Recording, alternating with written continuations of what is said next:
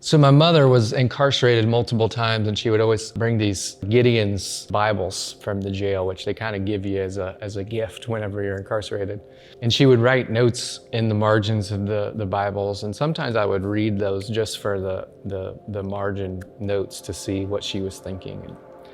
And it was one of the few ways I had really to connect with her. And on one occasion, shortly after the birth of my daughter, which kind of changed the trajectory of my life, and I started to feel the presence of God awakening me to something, I did the old thing that we tell people not to do and just flipped it open and started reading in a particular place in the New Testament. And it happened that I came upon this scripture in 2 Timothy where Paul is writing to his protege and reminding him of the faith that lived in his grandmother, Eunice, which resonated with me, and that faith now lives in him. And then Paul goes into describing godlessness in the last days and saying, this is what it looks like to live for Christ. This is what it looks like to live without God, to be selfish, self-seeking, conceited, lovers of themselves, boastful, arrogant, lust, all of these things.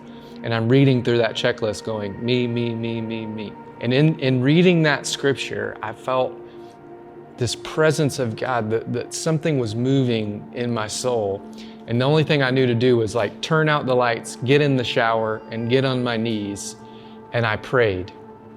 And I said, God, if you're real, I need to know you. I don't want to live like this anymore. I don't want to be this way. Help me. And I felt in the room a powerful and terrifying presence, really is the only way I can describe it. I was afraid of whatever was in the room with me initially. And then I felt this warmth. I can only describe it as a God hug. And in the darkness of the shower with the lights out, the room became like daylight. I was in the presence of a loving, but powerful and warm and graceful being. And I started to almost kind of vomit out all of the evil and bad things that I had done in my life. What I know today, I was repenting of all my sins. And Jesus, it came into that room. I encountered Jesus of Nazareth and embraced me with his grace and restored me and said, you are forgiven and I have a calling on your life. Come and follow me.